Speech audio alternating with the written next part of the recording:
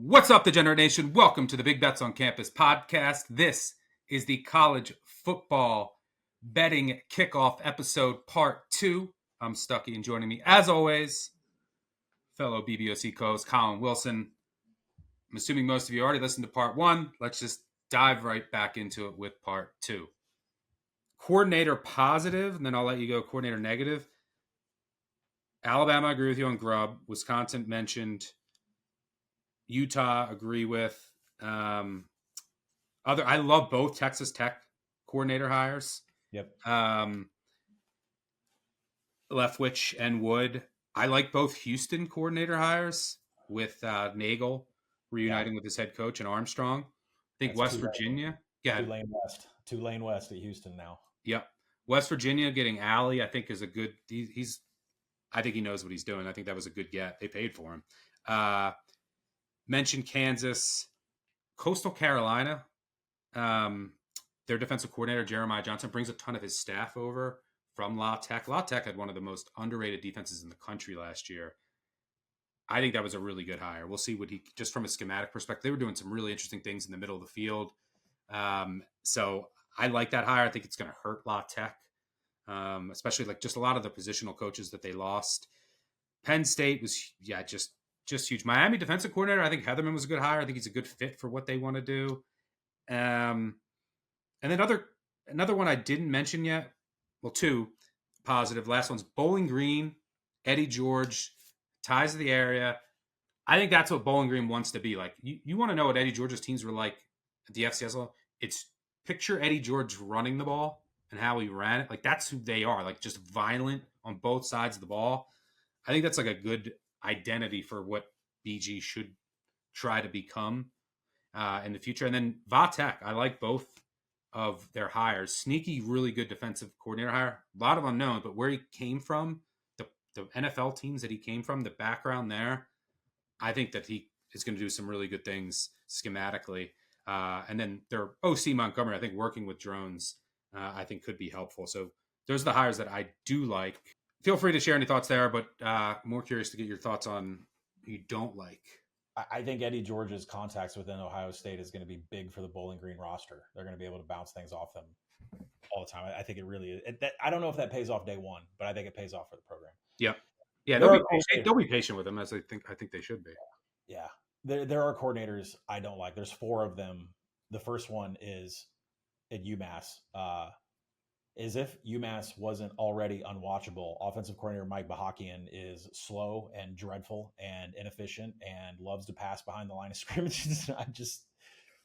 I don't know. I mean, I thought UMass is switching to conference. Maybe there could be something to bet there, but I can't do it with Bahakian at offensive coordinator. I don't know what the hell Central Florida is doing. Bahakian, the guy who was he was fired when at Northwestern when you were all excited about vertical. Yeah. Was that the vertical and who was that? Where did that come from? Remember your quote? No, that was San Diego State. Vertical and electric and vertical with Jeff Hecklinski. Yeah. Right. He got me fired up. We talk about an interview that got me fired up. I thought San Diego State was going to run the highest tempo in the nation. Listen, UCF. I don't know. I thought the Alex Grinch experiment was done. All right. I mean, when you what does this guy have on? This guy has the Epstein files. What does he have on everybody? Like, isn't Eric Shenander out there somewhere? What are we doing, Scott Frost? What do we do? We're going out to get Alex Grinch. Unbelievable. I mean, this guy had like one good year at Washington State, got buried at Ohio State, made it out to USC, just took a bag of money and didn't show up to work ever. And now he's going to be the defensive coordinator at UCF. Not good. And then Florida had this term for their defensive coordinator, Todd Grantham. They called him Third and Grantham. Now Oklahoma State's going to have him as a defensive coordinator. Like, we've gone from Jim Knowles as a coordinator at Oklahoma State down to like a D3 Gannon University, DC. And now we've got Todd Grantham, who just absolute dumpster fire. Like, passing downs every down, even in first down, just start off 1st and 20. Like, why is Todd Grantham a defensive coordinator still? And he's at Oklahoma State. That is not going to get us over any kind of win total. And then finally, I'll let you rant on this. Listen, Brian Hartline has been a mainstay in the Ohio State coaching staff. So he's going to try to be Chip Kelly-ish, but the problem is you just can't be the artist that Chip Kelly is on the X's and O's. And I think that's a downgrade. No disrespect to Brian Hartline, but you're not Chip Kelly. And then the other side of the ball with Matt Patricia. calling the defense, I will hand that off to you, sir. That's a step. My prediction on the Ohio State season is it ends. They'll probably make the college football playoff. It's going to come down to the quarterback. He's obviously going to be really good, but we'll see how good by the end of the year. But my prediction is their season ends with Patricia just trying to do too much, and they give up a touchdown. We can clip this if this actually happens. They give up a touchdown late to lose the game. Patricia takes his pencil out of his ear, slams it on the ground, and they flash to Ryan Day, and he's screaming about the state of Ohio turning red. And that's how their season ends this year, and they do not repeat. But, yeah, that's a big downgrade. We'll see, Patricia, if he's a new man. I did not like that hire. He isn't. He looks different. He lost a ton of weight. He looks completely different if you haven't seen any interviews with him. But that's my prediction on the Ohio State season. Not a fan. I had that listed. I had Grinch listed. What is Northern Illinois doing, by the way? I don't know. They lost a good defensive coordinator. They bring in this offensive coordinator, Sanders, from, I think he was at Charleston, and they want to, spread it out and throw. They don't have – but you know why? Because they're going to the Mountain West. Right. But, I still don't think that's who they can – can they get the – I don't know. I think that's what they're just getting ready for the move. I think it's going to be a disaster this year. Northern Illinois, their identity should be let's win 23-20. We're just going to run it, set up some play action, and then rely on our defense. And their defense could take a step back this year too. Listen, can I just get this out of the way? Yeah, and you can bleep me out. I'm still fucking mad about that that Potato Bowl under. Oh my gosh, mad about that Potato Bowl. I'm still not able to process that loss. Anyways, we can PSA to all coaches, just for my Thomas Hammock. Go for two. It's the Potato Bowl, or how about what was the Motor City Bowl with Narduzzi kicking a field goal from the 1 against the MAC team in double overtime to keep it going? What are you doing? That was the most deserved loss I've ever seen. But it's over. Go for two. It happened luckily I was on the right side of this one. It happened in the Hawaii Bowl on Christmas Eve. Yeah, I have a shirt. I bought a shirt I gave from that bowl because I ended up on the right side of it. They're all to end the game. Go for two. Unbelievable that these teams won't do that, and they just do it the first overtime. The other team kicks it. You go for two. You go for the win. It's the Potato Bowl. Come on. Well, what made me think of this is now Thomas. We're going to line up in overtime with Northern Illinois' offense, and they're going to be in 5 wides, right on the 2-yard line. Unbelievable. And then they kept missing that game.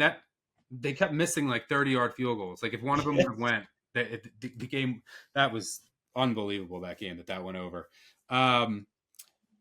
So what else? Let me see if there's any negatives. I didn't like the Kennesaw hires, but what are you going to do at Kennesaw? Georgia State coordinators, didn't like those. Shout out to FIU. They're going the HBCU route. I think that's going to work for them down there. I don't mind that at all.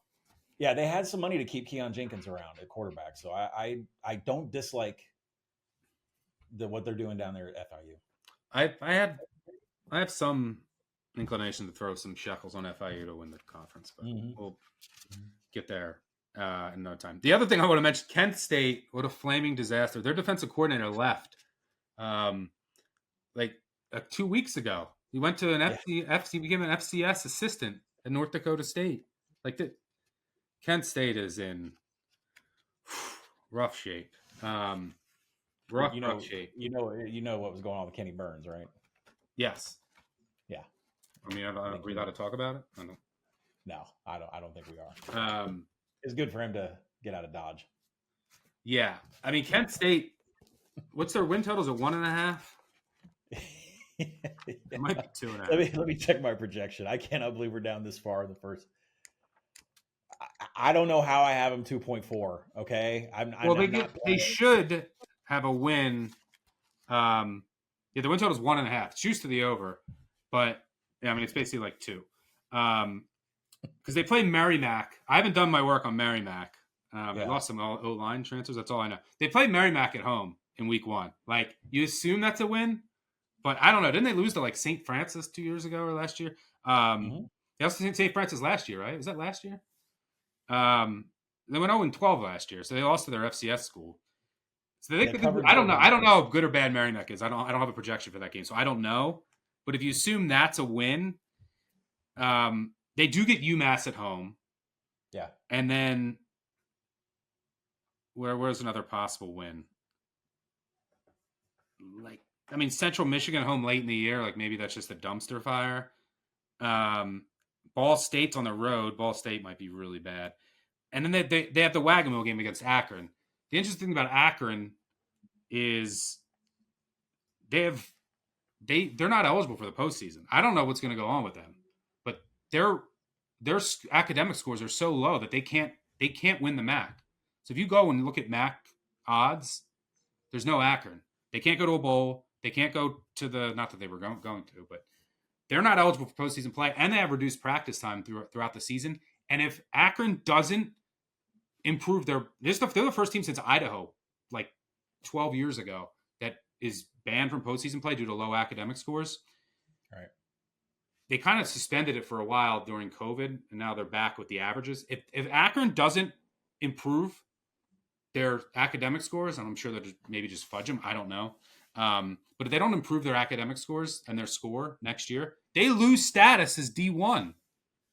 Lose status as D1 next year. But yeah, I mean, I guess they could win. They could beat Merrimack, and then if Akron and UMass. So I guess there's a path to 3 wins. But it's a dumpster fire. All right, enough on coaches. Let's talk. Well, I guess one final thing on coaches. Hot seat. I will say I'll say the 10 I'm most interested in from a hot seat perspective. You can tell me if you agree and add any. Ryan Day, if he loses to Michigan again. Kidding. There will be some Ohio State fans if that happens again. Get them out of here. I'll start Hugh Freeze. Just it seems like that's souring. Recruiting's not going as well. They saved the money for this year. They saved their money for this year. Yep. So. Wilcox at Cal. That seems like it's about to. I don't know why he's still there. Yeah. I mean, they want to go a different direction. They want to go Ron Rivera. So yep. That seems like it's going to end very soon. Satterfield at Cincy, like, you got to do something soon, man. He was eating lunch by himself at Big 12 Media Days. I mean, I don't know. It's amazing the turn of Louisville and Cincinnati over the past 2 years. I think it just shows the difference between Brom and Satterfield. Yep. Major difference. 2 all grouped together are Stoops and Norvell. They have massive buyouts. Mm-hmm.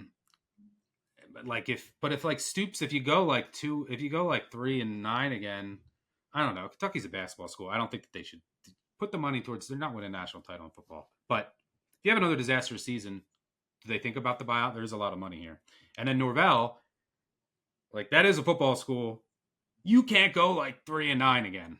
And if you go 2-10 again, you got to get them out of there. I don't know. They'll find a way to come up with the money. I don't know how, because you got to put the money towards the program too. But if this ends in a disaster again for Norvell, like, you can't beat Florida State and go 2-10 and then 4-12. Like, he's got to get to a bowl. Otherwise, I think they're finding the money somewhere. Someone's going to pony up. Cumbie and Dilfer, I think, are kind of similar. Like, I think they would have been gone if this was 5 years ago, if the environment. I think Cumbie's in way better shape than Dilfer. Yeah, but I think both got to get to a bowl this year. Otherwise, I'm surprised Dilfer came back, actually. Like, they brought him back, but he's on thin ice. Venables. I think I don't know. I think that it's Oklahoma. You can't just. They go 6-6 again this year. I did hear that he was told, you are making this change on offense and you are going to be hands off. So at least the administration, when the administration generally gets that much involved, the next step is you're gone. So Didn't they lose? They lost Allie. Allie went to West Virginia. Yeah. They wanted. I don't know. You're not wrong. Gundy. He has such a they went to 18 straight bowls. He's been there forever. Yeah. But can you afford another complete dumpster fire there? It's be interesting to watch. That team is. We're on our way. That team is completely brand new. There's some teams that are just I'm like, how do I power rate this team? Like that's one of the most difficult things about early on in the year is that you could have teams like a Florida State that you adjust by 20 points. You never would do that in the past, right? You used to have known floors and ceilings, for teams based on their program history. And then their talent level, their returning production, right? You would have a band. You could still be off and you'd have to adjust. But the adjustments that you make, the amount that you could be off is now potentially massive for some of these teams. Like Purdue, Purdue is completely brand new staff, all new players. Right. The range of where they could be is I don't know. I'll say this. I'll save it for the Big 12 podcast. I brought Oklahoma State back to their floor of their program level power rating. I still can't get to their win total. It's going to be interesting to watch. There's some teams that are just completely unreal. And then I'll mention. I got to mention the Virginia schools, like Virginia and Vatech, Virginia Tech. It's time. You got to do something. Elliot, you got to get to a bowl. Pry, after last year with all that hype, all of that talent that they had. You have another bad year this year. I like his coordinator hires, but it seems like desperation move, right? And then Virginia with Elliott, it's hit the portal. You can see these coaches when they start to feel it. And then the last one is your boy, Samuel Pittman. What are your thoughts there? I mean, what's the number he gets to where he's safe? If he makes a bowl, he stays if he wants to stay. And look, he gets the buyout's getting shorter. There are some things in his contract that gets rewards for 5 wins. This, again, is the toughest schedule in the nation. This whole Memphis Notre Dame thing, it's I almost think Hunter Yurachek, our AD, is creating these schedules to get Pittman out. But we are in the same place at the end of every season, which is who are you going to replace him with? Because when John Tyson decides to break his checkbook open for $20 million for Calipari, that's a statement that basketball is important. When we are building facilities around the center field wall and the left field bullpen and the right field, athletic training center on the baseball field, that's a statement that the money in this state is going to other programs besides football. We have the worst defensive line in the SEC, and the reason is because no one's opening up their checkbook. No one has any belief. Everyone loves Sam. Everyone loves him. But I feel like this is the swan song. I feel like T. Will, our defensive coordinator, is on his way to be a head coach somewhere. I feel like this is the swan song, and Yurachek is probably already looking for a next head coach, and Pittman's wanting to retire for a while anyway. So I'll save it for the SEC pod. I do not have good feelings about where this is going this year. What is this stolen valor? Stolen valor in Fayetteville. You guys are trying to become Lexington, not care about football, not put the money in. You get Calipari, you take him. You're now trying to become a basketball school. Oh, and by the way, I didn't even mention becoming a bad. What are you talking about? No, but I'm saying I don't not even caring about football. You get Arkansas in the past has never been like that. Now you're at the point where you could lose to Arkansas State. I'm not trying to listen. I'm done talking on. You only get 30 seconds of me on this shit because you've got that damn GIF of LSU beating us in the College World Series, on speed. Oh, I forgot. That's why you hate LSU this year. Shit. The more I mess with, every time I tweet, I'm afraid you're going to PTSD with that damn LSU loss up in Omaha. You're killing me. That non-double play, man. What were you doing? Oh, okay. We're a basketball school. But answer me this: Arkansas, if Arkansas, who they played September 6th in Little Rock against Arkansas State, and I mean, you can't lose that game. You can't lose to an in-state. Frank Broyles would have never let us play that game. He would have never acknowledged there were other universities in the state. Yeah, because they wanted it to. Everyone roots for Arkansas, and that's it, right? Yep, that's it.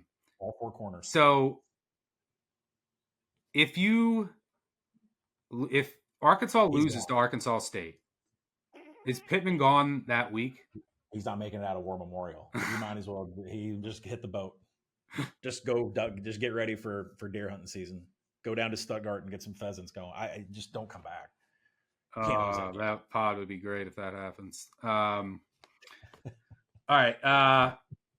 Any other? I'm going to drink Sam Pittman's beer of choice the entire podcast if that happens.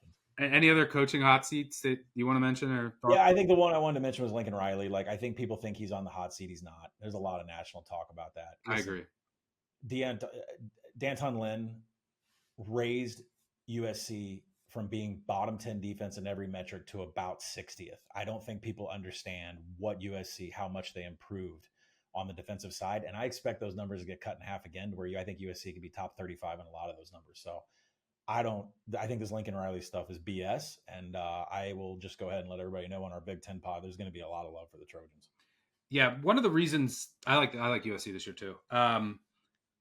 One of the reasons that this is important to mention is like when you're going through win totals, not only for these teams with coaches on the hot seat or programs where it just could end up being it's like with Arkansas's schedule, like if it just goes south quick, and then what happens with these programs now, especially in today, then kids are going to start looking for their next stop, and then it just goes sour. So, but it's not only for those programs, it's like, who are the other teams that play these teams late in the year? If you have a couple teams where it's like, it's a very volatile situation, and at the end of the season, you play two of these teams who could have just coaches who are basically out the door or already fired. Something to keep in mind when you're just looking at these win totals. Quarterback battles that you're interested in? Anything you want to mention? I'll start with UNLV because we have two completely different quarterbacks under Dan Mullen. Alex Orji was not allowed to throw the ball for Michigan at all, much better on the ground. And then Tony Calandria only throws 50-yard passes for Virginia. So can you tell me what offense we're running and which quarterback is going to run? I mean, to me, that kind of dictates what the identity of the UNLV offense is going to be. If Dan Mullen cares, is he just there on a Vegas vacation? And, he's not really known for recruiting. So UNLV to me is a mystery. And a lot of my power ratings, a lot of other preseason mags, they like UNLV to kind of hang up there at the top of the Mountain West, but what is our offensive identity with the go-go out of there now over, oh, by the way, Sacramento State, like you like betting FCS, the go-go is at Sacramento State. But what is UNLV's identity? I think that's a big question for me. I agree. It's an interesting one to watch. I'm not high on UNLV though. Don't like their coordinator hires either. Couple I'll mention, Syracuse, like they named Ricky Collins the starter, but then they brought in Steve Angeli. So if Collins loses that, I mean, I think Angeli probably gives him the higher floor. Collins is the higher ceiling. Does it ultimately matter though with that schedule? I mean, Syracuse on the road. I mean, to clear their win total, they're going to have to sweep at home, I think. I mean, it is one of the hardest road schedules. I shouldn't say road, it's away from home because Tennessee's at a neutral. It's down south. Their away from home games are Tennessee, Clemson, SMU, Georgia Tech, Miami, and Notre Dame. Doesn't get any harder than that. BC, I think that they have a much higher ceiling if it's not Grayson James, and I think that's the way that it's trending.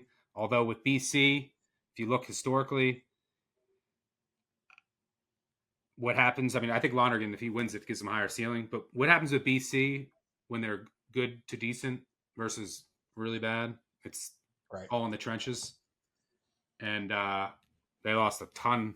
They lost the ACC Defensive Player of the Year on the defensive line and others, and they lost 3 or 4 offensive linemen to the NFL. So that could be remember BC's offensive line like 3 years ago? Oh, my God, it was so bad. And then their offensive line, when it's good, they're decent. So it might not matter. Cal, like, it could be a dumpster fire regardless. But I think with Cal, if the young kid wins, like Devin Brown, he's not going to win anything. If the young kid wins it, might give them just more variance, higher ceiling, more excitement. Alabama, I'm very curious to watch. Yeah. Like, can Russell win that job? I mean, he probably has the highest ceiling of the bunch. And then you have another kid who knows who knows Grubb's offense, who comes from Washington. But then you have Ty Simpson, who's been with the program. I don't know. I mean, can Russell win it this early? Does he win it during the season? I'm really curious to watch what happens with Alabama. Well, ultimately, Grubb is at the beginning of the year. Grubb is going to go with the one who makes him most comfortable, and it's probably going to be his guy, right? The one that's played under him. And I mean, I hear Ty Simpson is not really separating himself, so we'll see when camp comes around. But don't you really kind of hold on to your 5-star? Do you hold on to Keelan Russell and just kind of whip him out in the middle of SEC play and say, "Booyah, mofo's!" Like we've had this back here the whole time. Here's Keelan Russell and Ryan Williams just making all your secondary, look like, falling on the dance floor. So I don't know when they bring him in. I'm not sure that they do for the first half of the season. Yeah, I'm not that high on Simpson. But if Russell wins the job, and because DeBoer's a smart guy, Grubb's a smart guy. If he wins the job this early, I think that says a lot about him. I mean, it also could just say that Simpson has been really bad, but I don't know, might raise the ceiling for Alabama this year because there's a lot of other pieces in place with that team, and I think with the Grubb hire was smart. I think DeBoer was kind of DeBoer's all he's done is won. Now he was kind of hamstrung by what Milroe was last year and what they could do offensively. But there were some things I didn't expect from DeBoer last year, like the Vandy game. They didn't seem prepared. The Michigan Bowl game was very puzzling. That's a game they just looked like they didn't show up for.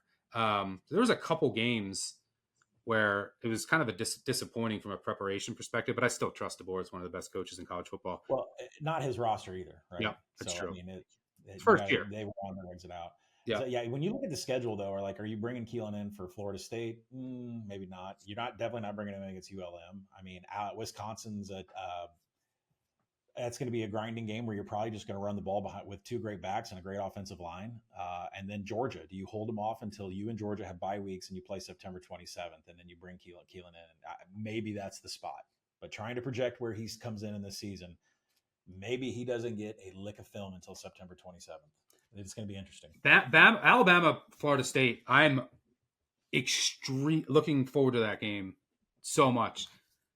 People the Florida State went 2-10 last year. They've been, and there's a ton of change. They've been sitting on that season for being told how bad they suck. There's a lot of new players, but they're going to come out with and then anything that Norvell has, they're coming out with it in that game. And it's at home, it's in Tallahassee. You're going to get Florida State's everything, the kitchen sink.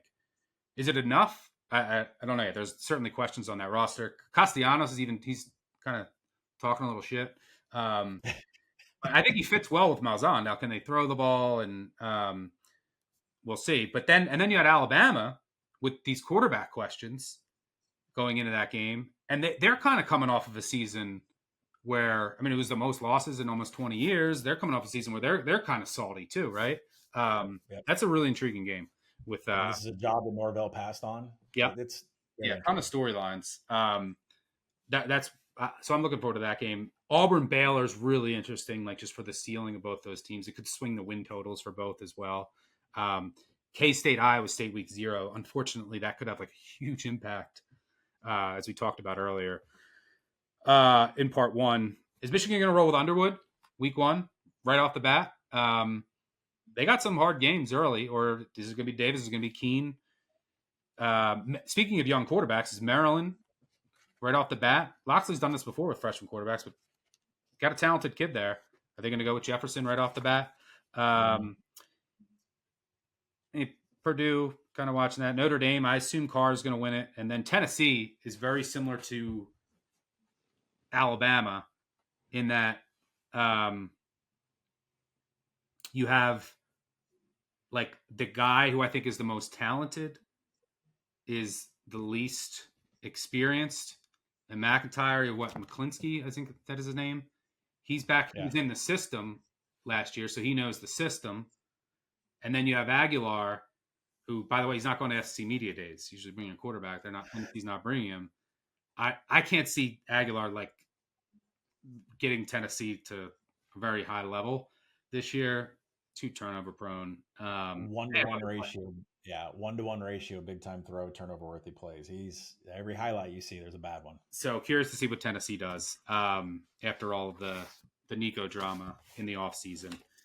So lots of quarterback battles to watch. Sometimes it says, and then this is like where I really watch in camp.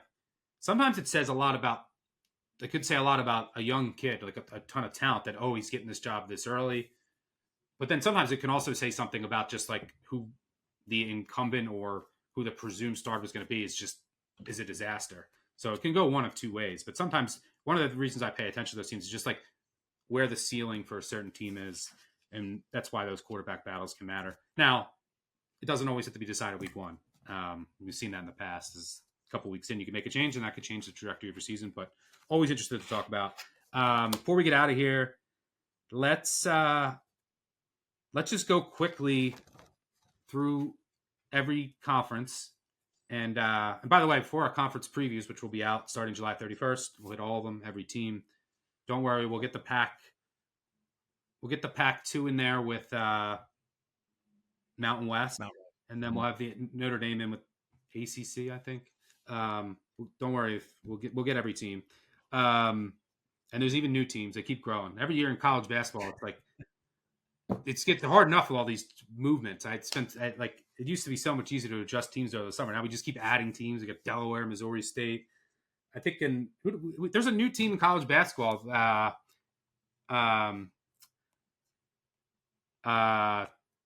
Who is it this year?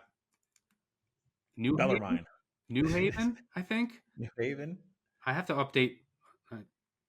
Don't even get me thinking about college basketball. I'm gonna. I think it's New Haven. It's going to be in the NEC. But are you going to be able to name where all these teams are from? Yeah, that's another thing. I got to like their actual like the town names. I used to know them all. I don't. The good thing with Delaware, I obviously know Delaware is in Newark. I mean, I grew up.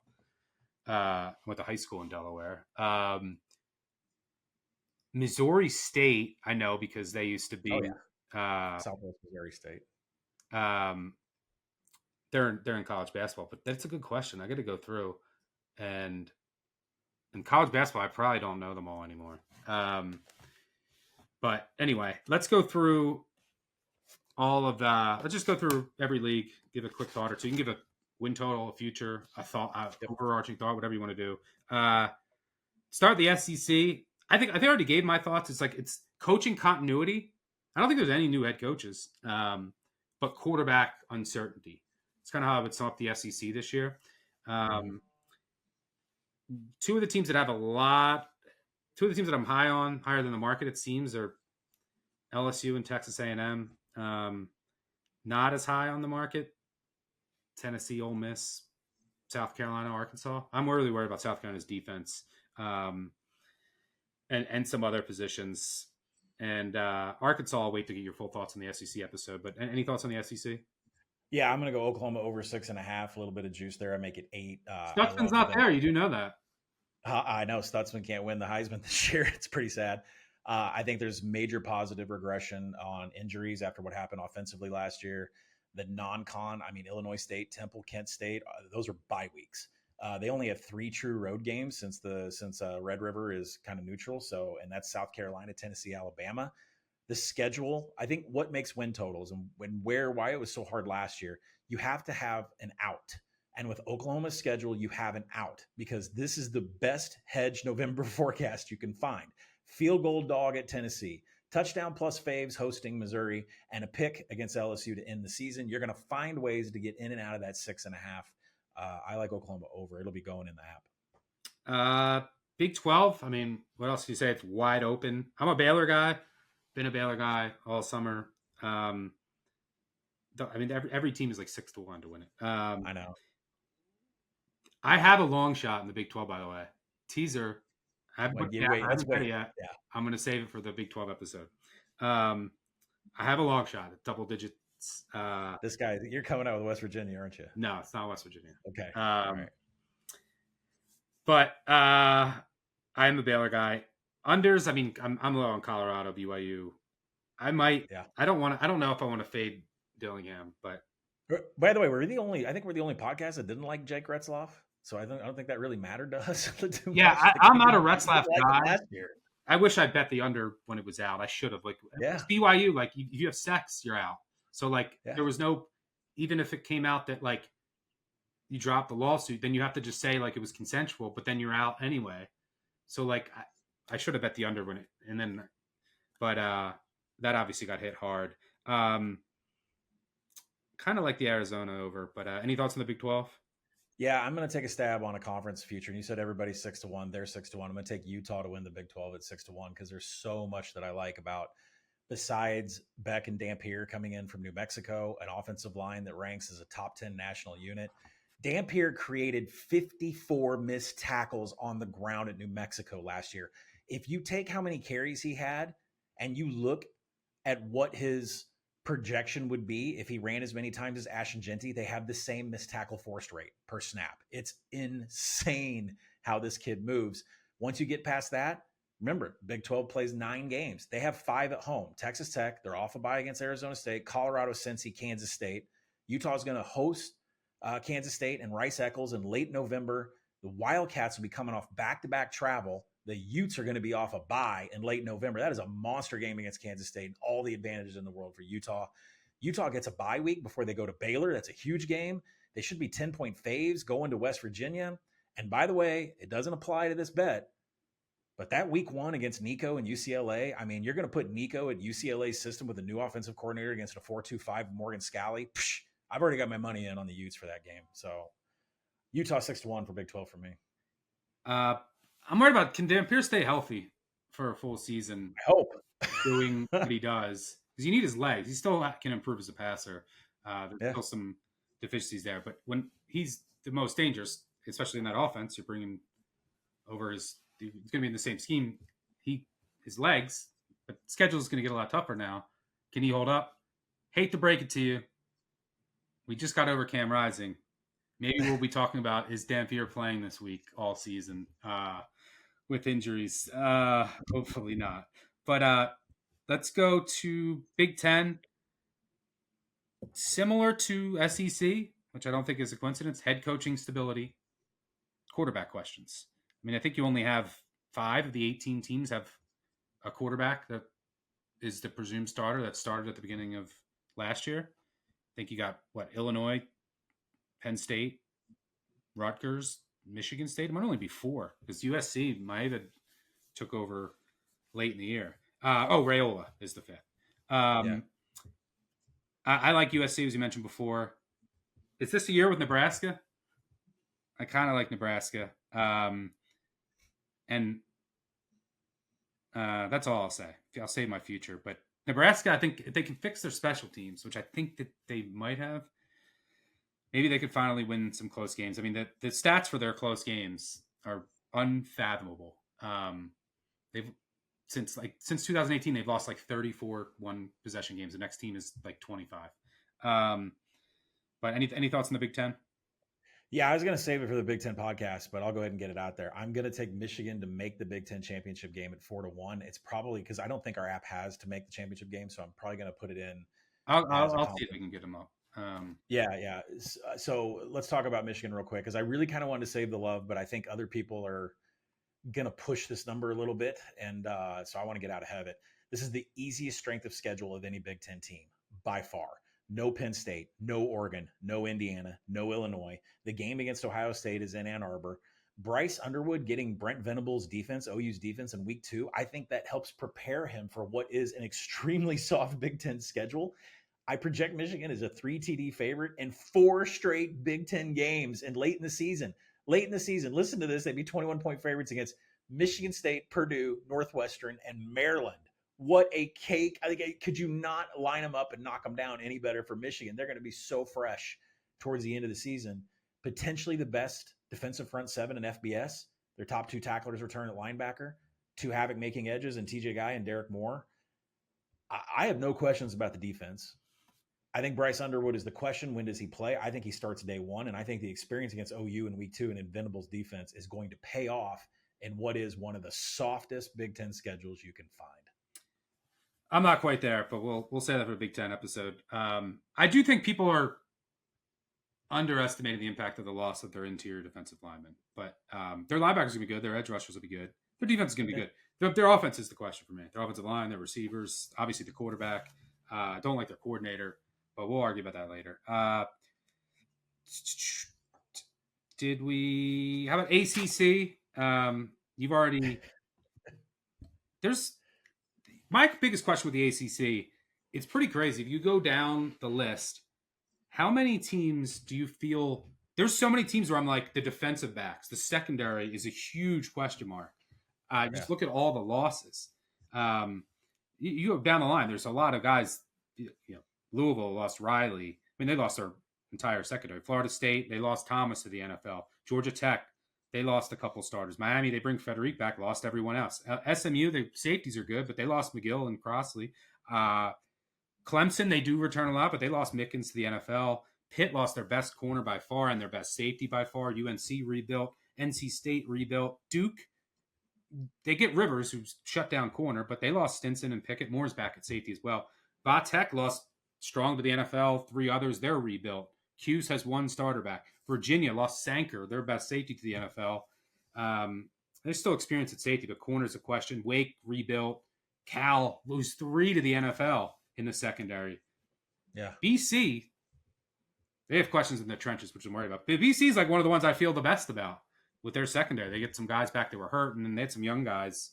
I think that's the Halfley influence. But they had some young guys who looked good stepping up for injured guys last year, and they get everyone back. So a lot of questions about the defensive backfields, which I think is going to go a long way, and who can figure that out in a league that has, Klubnik, Jennings, now Mensa, Beck, Lopez. Yeah, I mean, we'll see. There's some quarterbacks, there's some teams that can throw it around. Defensive backs is like what I'm really trying to figure out this summer. Some quarterback battles that I'm watching. I might be selling Duke, to be honest with you. I can get into that in the ACC. I know that they're spending. I know that Diaz did a great job in week 1, but you want to talk about a team that got lucky. Holy moly. They had like 7 coin flip games, and they won them all. I don't want to bring up that Northwestern game. You brought up that Friday night Northwestern game. I'm about to throw up on that one. The one game they got unlucky in was SMU, but like SMU had 6 turnovers in that game. Cuse, I don't know how Cuse gets to 6 wins, but I don't know. BC, I think they're going to be a disaster in the trenches. Cal, I think, is just going to be a dumpster fire. I think Wake's going to be a dumpster fire. And I might sell Clemson. Any thoughts on the ACC? I want to bet Clemson not to win the ACC. Is that out there? Yeah, that's out there. Where's that at? DK. I bet $1 on. Well, I take that back. There's to not make the playoff. So it really kind of serves as the same thing as not winning the ACC. But then again, they could at large. Yeah, you're going to have to look for that.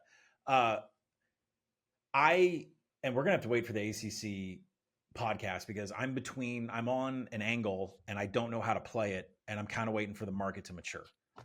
And to me, there is a race for second place in this conference in the ACC. And the 2 teams, in my opinion, are SMU and Louisville. And SMU, I think they have a very high floor. I don't think their ceiling is as high as last year. I don't think they're on the edge of the playoff. I think they're more about 15, 16. But their strength of schedule is 74th, easiest in the conference outside of Virginia. They return 117 starters in the offensive line for Kevin Jennings. That's the 15th highest in the nation. The schedule is the star of this team again. Like, I was hot on them last year, like calling them for make the playoff, and everybody was laughing at me last year. Like, the schedule is the star again. That's like Missouri. The schedule is always their star. How about Missouri's schedule, by the way? Yeah, Missouri's going down. The SMU starts ACC play on a bye week hosting Syracuse. I project SMU as a 10-point favorite as a minimum in 5 games. Cuse, Stanford, Wake, BC, and Cal. What a schedule. And then the crown jewel of this is that Louisville and SMU actually play each other. And I can't get a game of the year on it It's the second to last week of the year before Thanksgiving, right? And the reason why this is perfect for SMU and why I would slot SMU above Louisville is that SMU is coming off a bye November 22nd. Louisville has that game in between Clemson and Kentucky.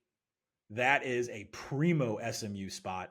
That's why I'm firm in my stance that I think SMU is the second best team in the ACC. I don't know if I play them to make the championship game at plus 320 or if I wait for the game of the year to come out. I'm not sure how to play it.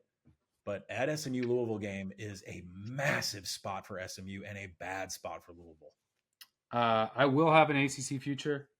It will not be Clemson. It will not be SMU. It will likely not be Miami. Better not be Miami. I will save the reveal for the ACC episode. All right, let's get to some G5. Let's get Mountain West. I'm an Air Force guy this year. I like their over. What do you got? Yeah, I'm going to go Hawaii under 6.5. I project them 4.3. Timmy Chang is 2-15 on the road. They're losing Shager. They need Micah Alejandro they need him to. He looked good. He looked good. I'll tell you that in his one start. He needs to step up a little bit, but look at this schedule.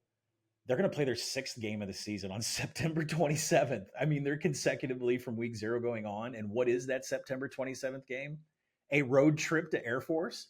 Like your 6th consecutive game and you're going to triple option Air Force and elevation. And then they travel off the island. The second half of their schedule, they travel off the island like 3 or 4 weeks. And Mountain West played at Colorado State, elevation, San Jose State, and UNLV. I have them favored in only 3 home games, Sam Houston, Portland State, and field goal faves to the electric San Diego State team. I don't know. Under 6.5? Like, I know it's juice. That's going in the app right after this podcast. That is an obscene number. I would take under 5.5. I'd take under 5. I mean, I'm not even close. I'm not there on Hawaii, but we'll debate that later. San Diego State, I kind of like over. Unders, as of right now, UNLV, Colorado State, Wyoming are in the mix, selling those 3 teams. AAC, the Charlotte over is tempting. Yeah. I got a future in the AAC that I'll save. Wait, who's doing the? Let me see if that's you. It's not me. There's one episode that AAC. Okay, I got a good future in the AAC. I'll save for that episode. Okay, so I'll get mine. You want me to get mine now? And then I'm kind of a seller of Army this year. I can't believe you just said that out loud.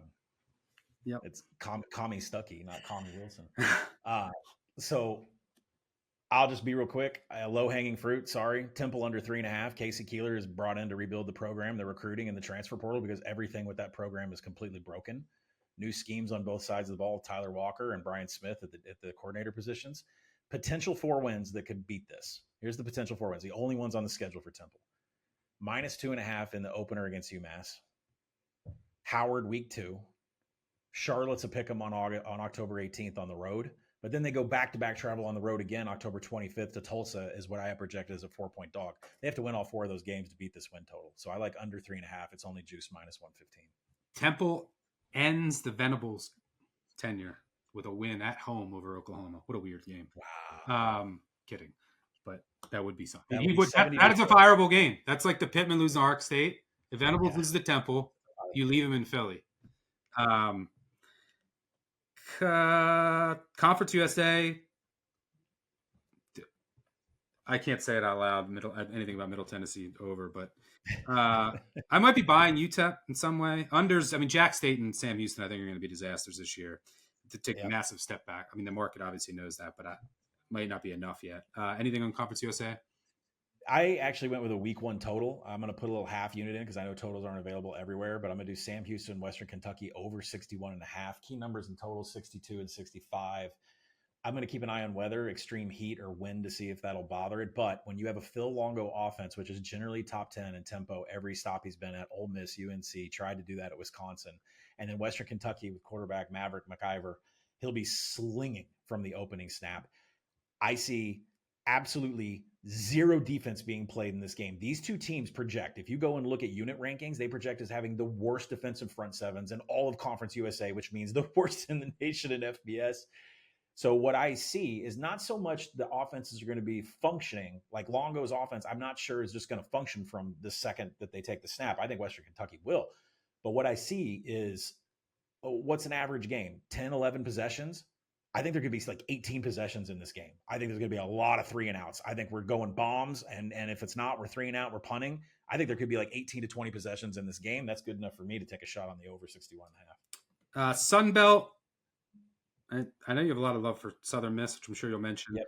The old Southern Miss, or I should say the new Southern Miss, is Marshall.